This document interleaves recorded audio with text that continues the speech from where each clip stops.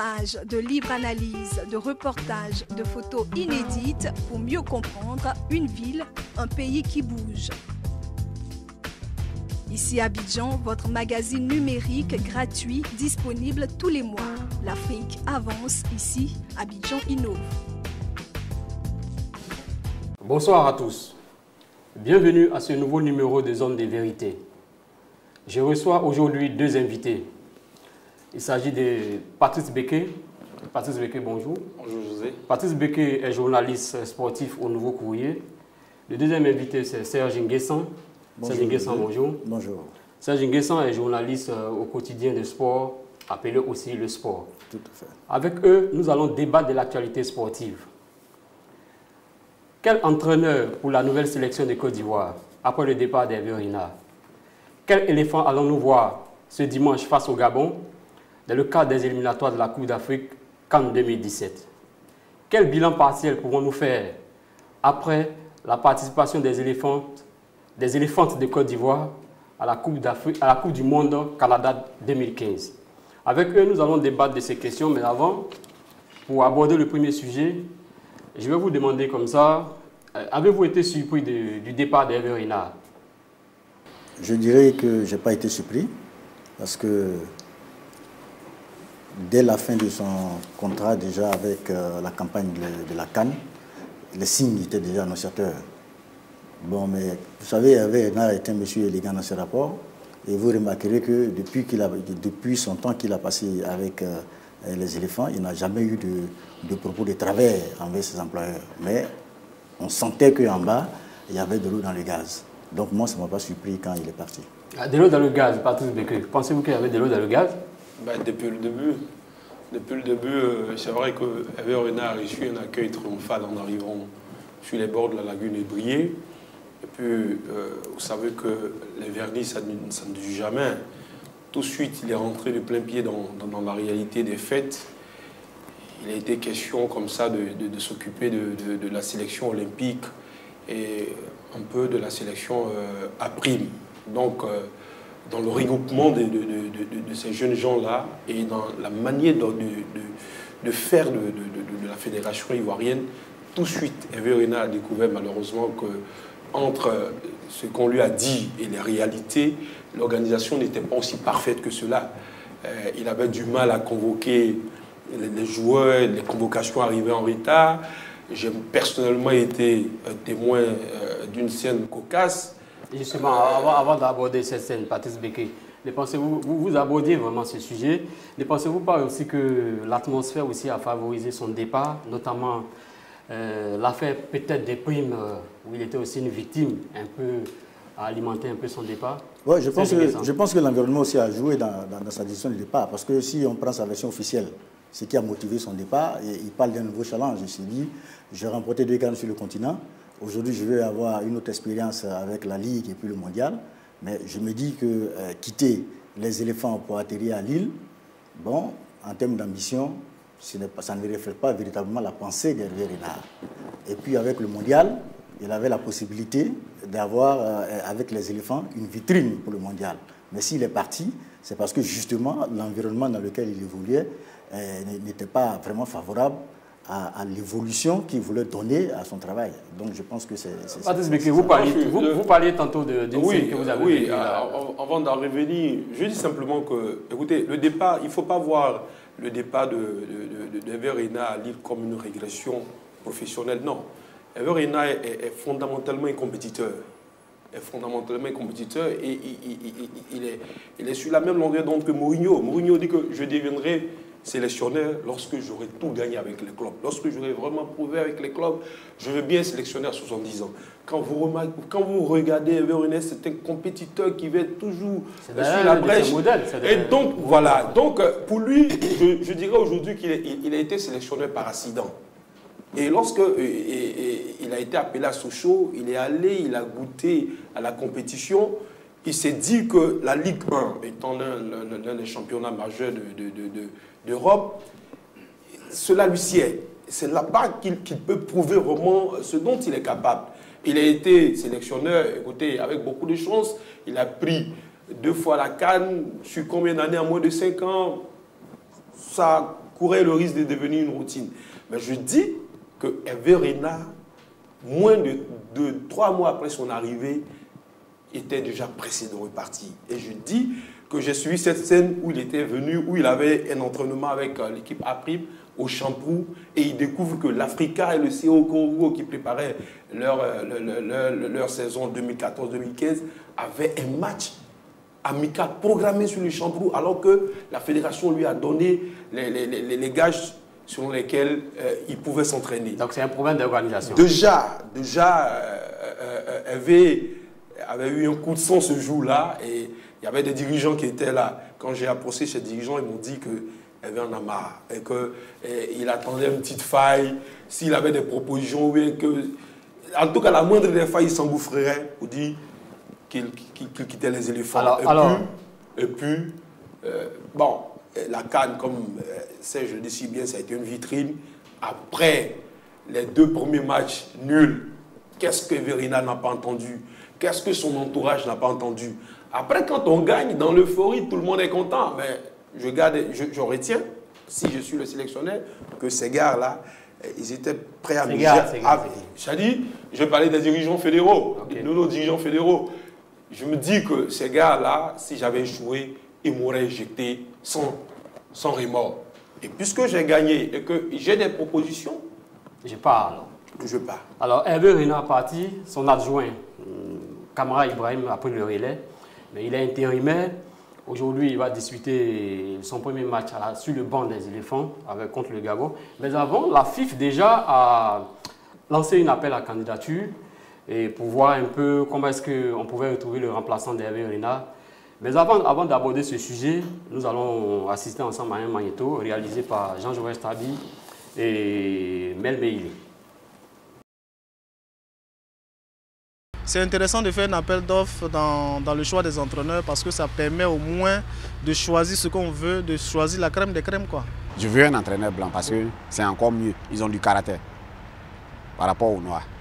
Mais vous voyez que les expatriés, ils ne rendent pas compte. Quand ils finissent, ils s'en vont. Donc, il souhaiterait qu'il soit local. Peut-être qu'il comprendra bien nos problèmes. Les blancs, là, c'est bien entraînés. Les gars suivent leur formation normalement. Nous, les frères noirs, là, vraiment, on ne suit pas les trucs à la lettre. Il faut donner la chance aussi à nos entraîneurs pour montrer ce qu'ils savent. Parce qu'on a quand même des qualités ici. Hein. Voilà, on a des qualités ici qui peuvent bien entraîner l'équipe ivoirienne, surtout que les joueurs sont vraiment mûrs. On est tous des hommes, on est tous des êtres humains, donc ils pensent que ce soit un noir ou un blanc qui nous entraîne, c'est pareil, c'est la même chose. Je ne sais pas comment ils se sont arrangés même à laisser partir Hervé Renard. Un entraîneur qui nous a donné la canne, le laisser partir comme ça. Ils auraient pu avoir un arrangement, bon, il ne sait pas ce que s'entretenir et puis tomber d'accord sur un point. Ouais. Laisser le partir comme ça, bon, il est parti, bon, ça arrivé, mais j'espère qu'ils vont trouver un entraîneur de ce niveau-là, comme Hervé Renard en tout cas. Un entraîneur qui a du caractère comme Hervé Renard. L'équipe de Côte d'Ivoire, là, n'importe quel entraîneur qui va arriver peut entraîner les éléphants. Même moi-même, là, il peut entraîner les éléphants, ils vont aller loin. On n'a pas besoin de Hervé Renard. Moi, en tout cas, en ce qui me concerne, s'il pouvait revenir, ça allait nous faire beaucoup du bien. Je suppose que, bon, avec lui, il connaît bien l'équipe, il sait comment s'arranger pour pouvoir avoir la canne. C'est pas ça, c'est la chance, c'est pas lui. Lui, il ne peut rien faire. Est-ce qu'il a joué le ballon? Il est dehors là-bas, mais si les gens ont mal joué, ça ne peut pas aller. Hervé Renard, comme on le dit dans notre langage ivoirien, pardon, s'il te plaît, reviens. C'est comme nos frères, et puis toi-même tu as porté le maillot ivoirien. Le jour qu'on a gagné, je suppose que tu t'es senti bien auprès de nous. Donc s'il te plaît, par rapport à ça, reviens vers nous. Parce qu'on a vu l'expérience avec les locaux, ça n'a jamais donné quelque chose de bon. Parce que généralement, les joueurs, quand ils viennent, ils n'ont pas de respect pour le local. Donc c'est plus intéressant de prendre un entraîneur expatrié qui a plus d'expérience, qui est habitué avec la catégorie, mais la trempe des joueurs que nous avons d'un certain niveau comme Yaya Touré, tout ça, ils sont habitués à ce genre de joueurs. Donc quand ils viennent pour entraîner nos joueurs, c'est plus intéressant et le message passe plus simple, plus facilement. Les expatriés, on en a connu assez, mais ils n'ont rien fait. Zayu a fait un bon travail. On a connu aussi, comment on appelle ça, Guillaume Bassia qui nous a donné un trophée. On n'a que 2 trophées. C'est un seul expatrié et un local qui a donné un trophée, donc il n'y a pas de comparaison. Ils n'ont qu'à laisser appel à la candidature là, le coach Camara Ibrahim. Aujourd'hui, il connaît la méthode déjà de l'entraîneur Hervé Renard qui est parti. Donc, qu'on le garde pour au moins sur 1 an. Et puis après, ils vont faire l'appel à la candidature pour d'autres entraîneurs. Alors, chers invités, Patrice Béké, quel type d'entraîneur pour les éléphants de Côte d'Ivoire aujourd'hui? Pour moi, le type d'entraîneur, il est tout trouvé. Il faut copier sur celui qui nous a permis d'accrocher une 2e étoile sur la tunique orange. C'est-à-dire trouver un compétiteur, quelqu'un qui, sans forcément avoir une grosse batterie, comme ça a été le cas sous Henri Michel, sous Stilique, qui a su inculquer à cette équipe des éléphants la gagne, la haine et la combativité nécessaire pour aller de l'avant. On l'a vu lors des éliminatoires de la CAN 2015, on n'a pas vu un hurrah football avec des éléphants. Les doutes sont montés un peu plus fort lorsque nous tombons à domicile face au Léopard du Congo et que quand on arrive à gagner la Sierra Leone, le fameux match contre le Cameroun qui a fait polémique. Écoutez, quand on se rendait à Malabo, il n'était pas nombreux les Ivoiriens qui pensaient qu'on pouvait passer le 2e tour, encore atteindre les demi-finales. Le gouvernement avait fixé comme objectif les demi-finales sans trop y croire. Et puis, arrivé sur le terrain, on a trouvé un Verena de compétition qui a su inculquer sa haine, son envie de gagner. Et puis, on a vu une équipe. Donc, Patrice Béké, pour vous, la sélection a besoin aujourd'hui d'un compétiteur.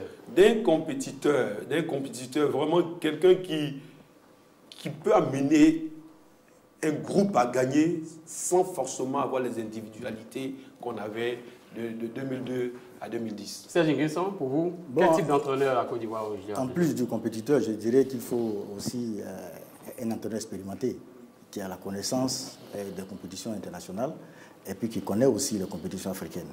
Parce qu'il sera amené à coacher cette nouvelle génération-là sur le continent. Ça, c'est très important. Deuxième chose, il faut qu'il soit un communicateur, il faut qu'il ait de la personnalité. Ça, c'est très important. Et malheureusement, je fais le constat qu'au niveau de la Fédération ivoirienne de football, j'ai l'impression qu'on a installé à la tête de la sélection ivoirienne un fauteuil éjectable d'entraîneur après chaque campagne. Quel que soit le résultat, bon ou mauvais, l'entraîneur doit partir. Je pense qu'il faut maintenant s'inscrire dans une logique de long terme et puis sortir de cette vision à court terme-là pour que le nouvel entraîneur qu'on doit choisir s'inscrive dans un projet à long terme. Et il y a un débat qui a cours. C'est un perpétuel débat. Oui. C'est un débat qui date depuis, comme on dit, des Mathusalem. Oui. Entraîneur local, entraîneur expatrié, ce débat revient toujours sur la table, Serge Nguessan. Bon, moi, je ne suis pas dans les émotions nationalistes. Parce que très souvent, ce qui a marché à l'extérieur n'est pas forcément la même réalité qu'ici. Si au Nigeria, ça vient marcher avec Stéphane Keshi, ce n'est pas évident que ça marche ici. Aujourd'hui, quand tu prends le microscope des entraîneurs ici en Côte d'Ivoire, dites-moi qui a cette personnalité-là et ce caractère nécessaire pour conduire les éléphants. N'oubliez pas que nous sommes champions d'Afrique. Oui, mais c'est ce qu'on disait déjà, oui, c'est ce qu'on disait des Yéo. Oui. Non, mais les contextes sont différents. Yéo a remporté la CAN. Les contextes sont différents. Moi, je pense qu'à l'heure actuelle, un entraîneur local ne peut pas coacher, il n'a pas la capacité nécessaire, en tout cas dans ce que moi, dans l'environnement dans lequel ils évoluent aujourd'hui, je ne vois pas celui qui peut avoir la capacité nécessaire de coacher les éléphants. Parce que justement, tous ces joueurs-là évoluent dans les grands clubs et qui sont coachés par des entraîneurs charismatiques et qui ont de la personnalité. Oui, mais ça a été toujours le cas. Il y a des entraîneurs locaux qui ont entraîné des professionnels en leur temps. Oui, quand vous prenez les Lassila Diabaté, les Kalou Bonaventure, les locaux les ont entraînés. C'est-à-dire, moi je ne veux pas me mettre dans l'effet des modes. Tu comprends? Je me dis, si vraiment on veut qu'il y ait un entraîneur local pour coacher les éléphants, en ce moment on s'inscrit dans un projet. Et ce projet-là consiste à intégrer, en choisissant peut-être 2 techniciens qui vont apprendre auprès de... Nous, on apprend toujours. Oui, mais il faut apprendre. Mais justement, c'est ce qui fait qu'on est en retard. Il faut qu'ils apprennent, justement. Quelle expérience ils ont, ces entraîneurs locaux? Alors, quelle expérience ils ont? Patrice Béké, les entraîneurs locaux, je prends par exemple Yo Martial, qui a remporté une Coupe d'Afrique, François Zahou, qui a été finaliste en 2012. Je prends même Bonketia Martin, qui a joué la CAN, qui a coaché les éléphants pendant la CAN 2000. Il n'a pas fait un résultat aussi mauvais que ça, puisqu'il était dans une poule où était le Cameroun, le Togo, Le Ghana, le pays organisateur, et tous les 4 équipes terminaient à 4 points.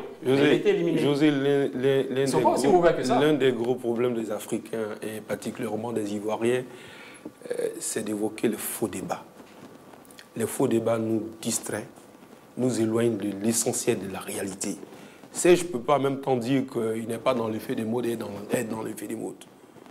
L'effet des modes, c'est que sur tout le continent, quand vous prenez les 54 sélections, vous en trouverez 50 qui ont des expatriés à leur tête. C'est ça l'effet des modes. Il ne faut pas tout de go vivre un complexe, dire que c'est le national qui est bon ou bien c'est l'expatrié. Non. Aujourd'hui, on a des entraîneurs ici, Serge m'a précédé dans le métier, ce n'est pas lui que j'apprendrai cela, qui ont les mêmes diplômes. Qui ont les mêmes diplômes que ces expatriés. Hervé Renard lui donne tort. Hervé Renard, depuis Malabo, a dit, après Malabo a dit, il faut confier les sélections africaines à des Africains. Donc, M. Hervé Renard a travaillé avec des Africains au Ghana, en Zambie et en Côte d'Ivoire. Donc, quand il dit confie les sélections africaines aux Africains, il sait de quoi il parle. Mais pourquoi nous vivons ce complexe? Quand un noir est à la tête d'autres noirs, mais quand j'arrive. Non, j'arrive. Ça a parlé notamment de... Attention. Je voudrais regarder... Laissez Béquet finir. Écoutez, je rebondis sur ce que tu dis. D'accord. Je ne suis pas d'accord avec ce que tu dis. Tu dis comme ça que le contexte ne serait pas le même de Yeo Martial à Zahu. Zahu a coaché Didier Drogba, a coaché Maestro, a coaché Yaya, a coaché tous les cadres de l'équipe nationale. Il les a amenés en finale de la CAN. Que voulez-vous que les locaux vous prouvent de plus? Alors, Serge Nguessa, je ne dis pas, je ne suis pas dans le débat, manichéen qui veut, je ne suis pas dans le débat manichéen, j'insiste, qui veut que ce soit le national qui soit bon ou l'expatrié qui soit mauvais. Mais je dis qu'à diplôme égal, faisons confiance au meilleur. Alors, la question est tout posée. Je suis entièrement d'accord avec ce que Béquet dit, mais moi, je suis pragmatique et concret. Aujourd'hui, en Côte d'Ivoire, donne-moi 3 noms d'entraîneurs qui peuvent avoir la capacité de diriger les éléphants. Mais Kamara Ibrahim, par exemple. Kamara Ibrahim est un apprentissage. Il a gagné la CAN des cadets. Vous savez, nous sommes champions d'Afrique. Je vous en prie. Nous sommes champions d'Afrique. Effectivement, c'est une donnée. Nous sommes champions d'Afrique. Et on ne prend pas n'importe qui pour venir entraîner les éléphants de Côte d'Ivoire. Il parle de diplôme égal, valeur égale. Mais Lamouchi avait le même diplôme que Hervé Renard. Peut-être même plus. Mais Hervé Renard a démontré par son expérience, par sa personnalité, par son abnégation au travail, qu'il y a une manière de coacher. C'est ce qu'on demande à nos entraîneurs locaux. Mais aujourd'hui, sur la place, dites-moi qui rentre dans ce profil-là. Donc pour vous, Kamara Ibrahim ne peut pas rentrer dans ce profil. Kamara Ibrahim est en train d'apprendre. C'est pourquoi j'ai dit qu'il faut que ça s'inscrive dans un projet. Kamara Ibrahim peut être dans un projet pour entraîner dans un futur proche les éléphants. En ce moment, on le prépare à cela. Mais dans l'immédiat, prendre Kamara Ibrahim et puis faire de lui l'entraîneur des éléphants qui viennent de sortir d'une CAN où ils ont rapporté où ils sont champions d'Afrique. Mais on ne veut pas faire de l'apprentissage au haut niveau. Mais ne pensez-vous pas que ce sont les dirigeants? Ce sont plutôt les dirigeants qui... Ce ne sont pas les dirigeants. Je dis que ce sont... Parce que Alain Guamene a été adjoint. Oui, Alain Guamene a été adjoint. Éternel adjoint, nous sommes tous. Oui, Alain Guamene est aujourd'hui l'entraîneur de l'ASEC Mimosa. Oui. Ok, c'est maintenant qu'il est en train de faire une vraie expérience avec un club. Parce que avant l'ASEC Mimosa, il n'avait pas cette expérience-là avec un vrai club. Il entraînait, tu l'as si bien dit, il entraînait les U20, mais écoutez, je dis qu'il faut aller dans un projet, et c'est important. Moi, je ne vois pas aujourd'hui, à l'heure actuelle, un entraîneur sur le plan local qui peut avoir les capacités nécessaires et la personnalité nécessaire pour coacher les éléphants. Alors, pour parler des capacités et de coaching des éléphants, la FIFA a dressé un profil d'entraîneurs qu'elle recherche. Notamment, j'énumère pêle-mêle quelques critères que la FIFA demande. avoir une expérience, avoir coaché une sélection ou une équipe pendant 5 ans, c'est-à-dire résider en Côte d'Ivoire, l'entraîneur doit résider en Côte d'Ivoire, il doit avoir un diplôme, il doit avoir une expérience, il doit savoir parler français. Où pensez-vous qu'on peut trouver ce genre d'entraîneur? C'est pas un peu trop demander ça? José, j'ai pas envie de répondre à mon grand frère Serge. Vous êtes dans un débat. Voilà, c'est un débat. Sauf la confraternité, ben, je retiens, on dit que le journaliste, c'est l'historien du présent. Et qui est historien du présent est forcément appelé à être l'historien du passé. Le journaliste, quand il évoque, quand il pose un problème, surtout quand il évoque une personnalité, il faut qu'il sache de quoi il parle. Avec tout le respect que je lui dois. Hervé Renard, c'est Claude Leroy qui l'amène comme un enfant à l'école avec le Ghana. Le Ghana. Claude Leroy échoue. Hervé Renard veut remplacer Claude Leroy au Ghana. C'est son modèle. Les Ghanéens, même mais il faut investiguer. Quand la FIF retient Hervé Renard, les Ghanéens appellent les dirigeants de la FIF pour dire, mais qui c'est que vous avez pris comme entraîneur là? Celui-là, c'est un entraîneur. Parce qu'il a gagné une coupe avec la Zambie. Mais le Ghana refuse qu'Hervé Renard soit leur sélectionneur. Hervé Renard monte en Zambie. La vérité en Zambie, c'est qu'Hervé Renard trouve un travail qui est déjà fait par un Zambien. Il a cette flamme. C'est sa flamme de la compétition. Il a inculqué à Stéphane Souzou. C'est un gagneur, c'est un compétiteur. C'est un compétiteur. Il a inculqué ça à Stéphane Souzou et ses amis. On se rappelle, j'étais à Libreville. Elle créé le buzz. Avant la finale contre la Côte d'Ivoire. Mais mentalement, il a joué sur le préparé son groupe, mentalement. Et ça s'est ressenti dans le match. Donc, je suis content d'entendre ça dire, il n'y a pas quelqu'un. Oui, ça c'est la Côte d'Ivoire, ça. Il n'y a personne. Quand je regarde, je ne vois pas qui. Mais c'est condescendant, c'est pas vrai. Alors, il y a des gens. Donne-moi des noms, s'il te plaît. Donne-moi 3 noms. Mais ne parle pas de Yeo Martial. Ne parle pas de Yeo Martial ou de si donne-moi 3 noms. Même si je donne les noms, mais dans ton argumentaire, il est plus que faux. Hervé Renard a traîné à quel niveau avant de venir gagner les 2 cannes? Restons. Non, tu as affirmé quelque chose. Tu dis que c'est maintenant qu'un monsieur comme Alain Guaméné, tu as dit que c'est maintenant. Non, j'arrive, Serge. Tu as dit que c'est maintenant Alain Guaméné en apprentissage. Dis-moi, Serge, il faut me dire. Les Ivoiriens nous regardent. Oui. Dis-moi, Hervé Renard, là, il entraînait quel club en Ligue 1 française qui lui a permis de venir gagner 2 cannes en Afrique? Pour que tu dises que Alain Guaméné en apprentissage, c'est maintenant qu'il apprend. Tu sais, il faut situer le débat dans le contexte. Je suis d'accord que... Attends. Pour appuyer un peu ce que Patrice Béquet dit, vous êtes beaucoup plus...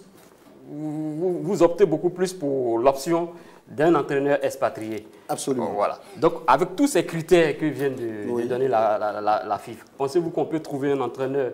Parce que trouver un entraîneur aussi, de la période...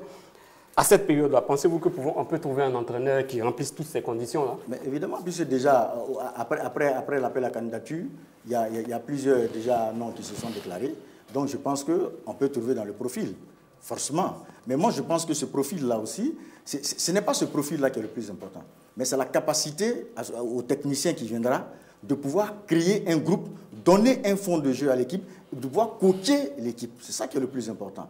Sinon, le fait de résider en Côte d'Ivoire, en autres critères, les critères qui sont énumérés là ne sont pas vraiment des critères techniques, ce sont plus des critères administratifs. Oui, mais trouver un entraîneur qui parle français, qui doit résider en Côte d'Ivoire obligatoirement, pensez-vous qu'un expatrié puisse rentrer dans... On a déjà eu des problèmes avec Hervé pour déjà l'insérer dans la société ici. Non, mais Hervé Renard était où? Il était ici? Oui, il était ici, mais il y a eu des problèmes. Sabri Lamouchi était où? Il était ici? Oui, il y a eu des problèmes. Alors, donc ça veut dire qu'il y a des entraîneurs qui ont cette possibilité de rester. Et si les entraîneurs ont présenté les candidatures, ont proposé les candidatures, c'est parce qu'ils sont conscients qu'ils peuvent remplir les conditions qui sont là. On parle de Didier Sis, on parle de René Girard, on parle d'Anthony Di. On parle de Silvio Yelato, un local aussi. Oui, mais c'est tout à fait normal qu'il ait des ambitions. Ça, c'est tout à fait normal. C'est tout à fait normal qu'il ait des ambitions. Mais je dis qu'on peut toujours trouver un entraîneur qui rentre dans ce profil-là et qui peut apporter quelque chose de plus intéressant. Ces conditions qu'on a définies là, ce n'est pas le vrai profil de l'entraîneur que moi je recherche. Moi, ces conditions-là, ça, ce sont des petites conditions administratives, c'est tout. Mais le vrai profil de l'entraîneur, il faut que cet entraîneur-là ait un niveau intéressant. Il faut qu'il ait cette volonté de travailler sur le long terme avec les éléphants, parce que n'oubliez pas que le contexte de 2000, il y a une CAN déjà en 2017, un mondial en 2018, et puis en 2021, on a la CAN que nous organisons ici. Donc il faut pouvoir trouver un entraîneur qui s'insère dans un tel projet. Dans ce moment, j'opte pour un projet, pas pour des petits coups, et puis chaque fois, on rentre dans cette spirale d'éternel recommencement. Je dis qu'il faut un entraîneur qui a du charisme, qui a du caractère, qui sait communiquer, qui peut prendre de l'ascendant psychologique sur ceux qu'il coach et qui peut produire un travail intéressant pour donner un fond de jeu aux éléphants. Si on a un tel entraîneur, je pense qu'il n'y a pas de raison de s'inquiéter pour les éléphants. Alors, en attendant de retrouver cet entraîneur-là, Kamara Ibrahim aux commandes, et Kamara Ibrahim fait son baptême de feu sur le banc en tant que titulaire. Il est intérimaire, mais c'est lui qui va coacher les éléphants. Il fait une grande rentrée ce dimanche face au Gabon. On joue les éliminatoires de la Coupe de la CAN 2017 contre le Gabon. Comment vous entrevoyez ce match? Bon. Avec 8 absences, 8 absences des éléphants. Bon, notamment Yaya Touré, Gervinho, Siredier, Wilfried Canon. Bon. Ce n'est pas un peu trop? Non, mais le contexte actuel et puis le match qui est devant nous ne doit pas nous alarmer pour autant. 8 absences, ceux qui sont là, je pense qu'ils pourront c'est une occasion justement pour ces jeunes-là et ceux qui depuis longtemps cherchent à se faire une place de s'exprimer. Je pense que aussi c'est un facteur motivant pour ces jeunes-là.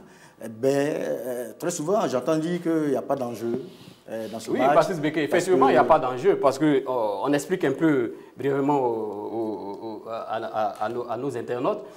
Le Gabon, qui fait partie de la poule des éléphants de Côte d'Ivoire, a été désigné à la dernière minute comme pays organisateur en désistement de la Libye pour des raisons sécuritaires. Donc le Gabon se retrouvant dans notre poule, tous les matchs qui seront joués contre le Gabon, puisque le Gabon est qualifié d'office, tous les matchs qui seront joués contre le Gabon ne seront pas comptés. C'est à peu près des matchs amicaux. Oui, mais dans un pays où les matchs amicaux ont accouché de grosses polémiques, vous pensez qu'il est logique et raisonnable de dire pour un match officiel, même si c'est contre le pays organisateur, que cela compte pour du beurre, c'est pas vrai. Non, c'est l'une des raisons aussi. C'est l'une des raisons aussi qu'il faut. Non, ce n'est pas vrai. Peut-être que les cadres se sont désistés. Pour être né dans ce pays depuis plus de 40 ans, pour connaître les Ivoiriens comme j'estime connaître, c'est pas vrai. Ceux qui disent ça seront les premiers à courir pour dire que votre équipe là est nulle. Comment elle peut perdre devant le Gabon, des champions d'Afrique? Non, il faut pas suivre ce débat. Non, même les matchs amicaux en Côte d'Ivoire, depuis l'époque Didier Drogba, ont toujours été considérés comme de vrais matchs. Lorsque nous accrochons en match amical l'Italie, mais c'est toute une nation qui est fière de sa nation. Cette même nation ne saurait me dire aujourd'hui qu'on s'en va jouer un match. Bon, c'est vrai, le Gabon est déjà qualifié. Non, c'est faux. On a vu, même à la veille de la CAN 2015, on gagne le Nigeria et puis on tombe face à la Suède. Le débat que cela a provoqué. Donc, le débat, ceux qui estiment que Côte d'Ivoire, Gabon de Libéry dimanche dernier, et dimanche prochain raconter du beurre, je préfère fermer mes oreilles quand j'entends ça et ne rien dire, continuer, parce que je sais qu'une équipe qui est championne, il n'y a pas de match amical chez elle. Oui, mais là, je vais répondre. Vous rejoignez je le rejoins parce que oui, c'est important de le rejoindre parce que justement, il est en train de dire des choses qui sont très intéressantes. Effectivement, c'est un match pour moi, c'est un match en jeu parce que c'est la première sortie officielle des champions d'Afrique. Après avoir remporté après la CAN. La CAN 2015. Ensuite, ça compte aussi pour le classement FIFA. Vous voyez? Et c'est pour nous une façon de nous faire respecter. Quand tu es un champion, il faut te faire respecter. Il n'y a pas de petits matchs pour un champion. Donc c'est important pour nous. Donc d'abord, il faut qu'on se fasse respecter parce que nous sommes des champions. Ensuite, on sait que depuis quelques semaines, il y a quelques bruits de primes impayées, quelques petits problèmes autour des éléphants qui font que ça casse un peu l'harmonie après justement le sacre.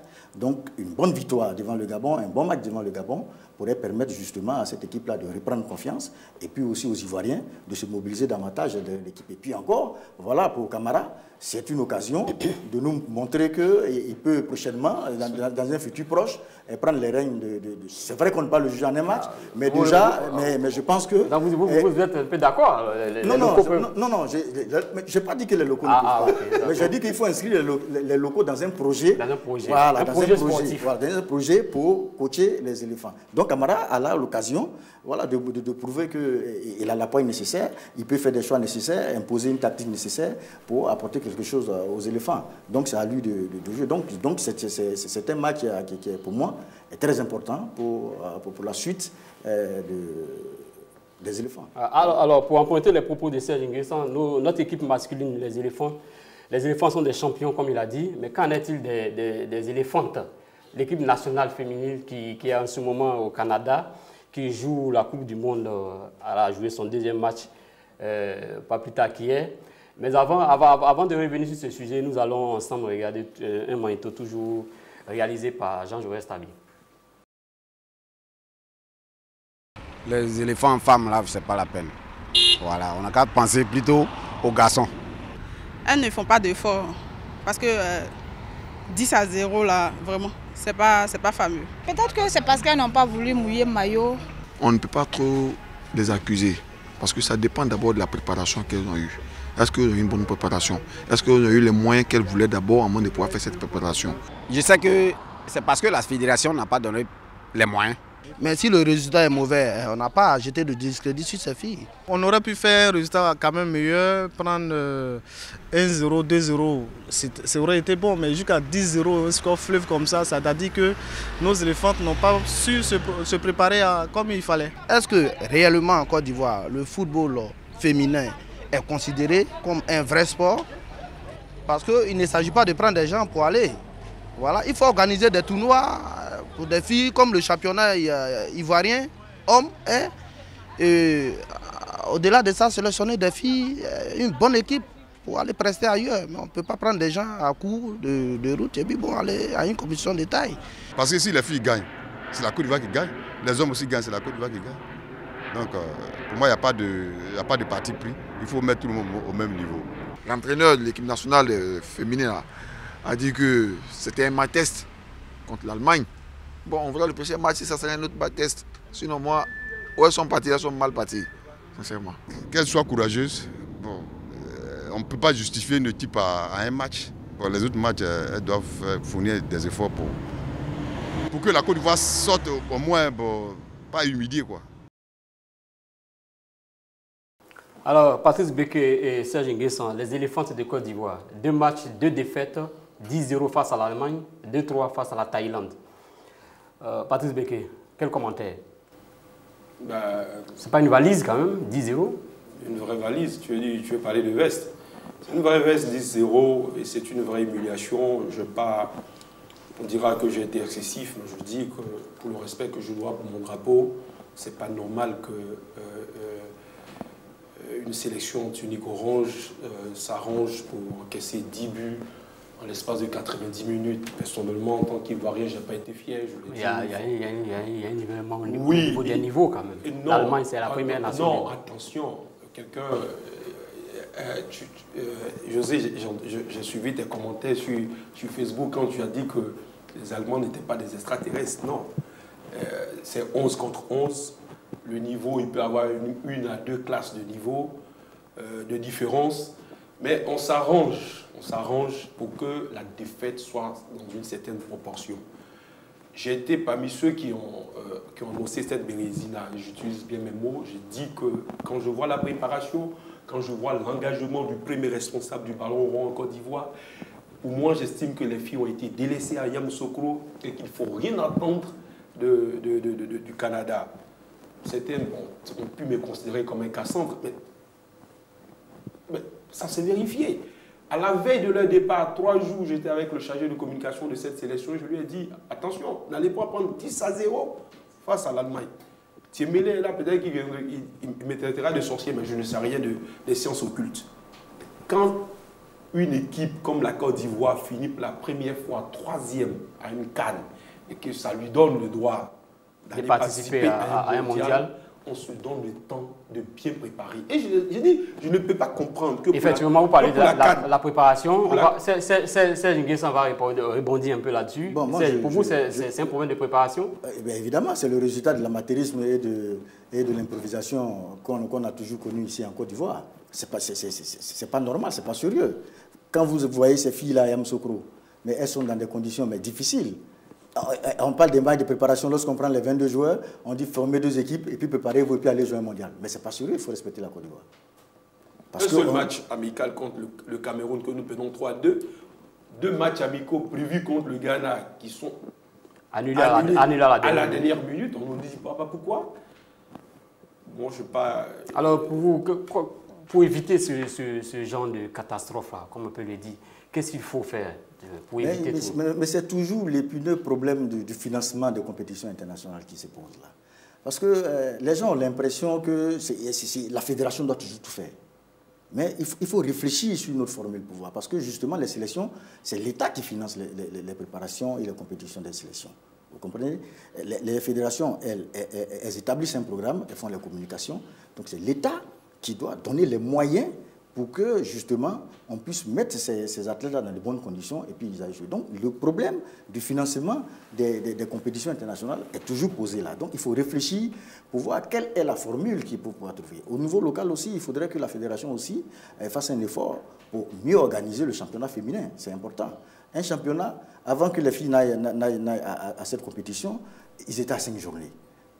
Sans match amical de préparation, alors que les Allemands étaient à 26 journées, 15 matchs amicaux.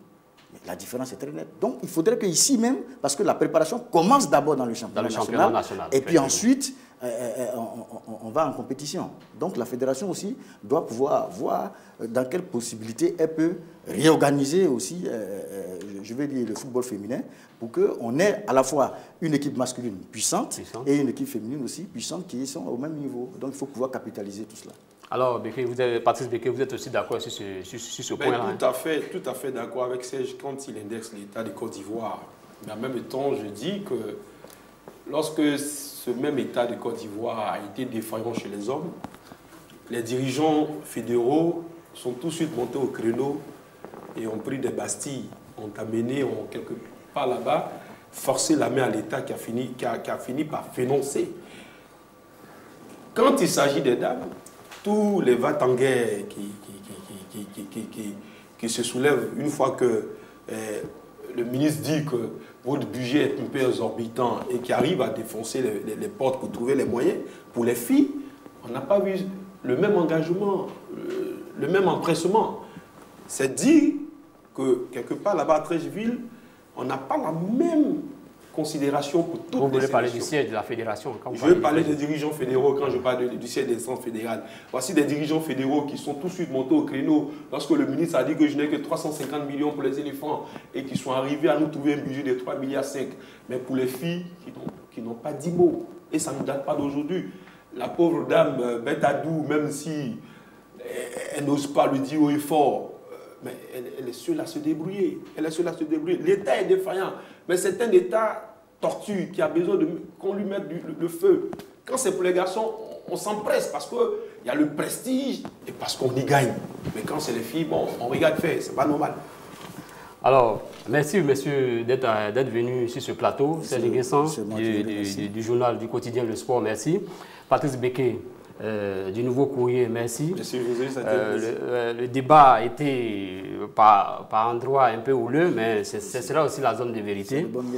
Nous vous remercions de nous avoir suivis pour ce numéro de Zone de Vérité. À bientôt et bonne soirée. 100 pages de livres analyses, de reportages, de photos inédites pour mieux comprendre une ville, un pays qui bouge. Ici Abidjan, votre magazine numérique gratuit disponible tous les mois. L'Afrique avance, ici Abidjan innove.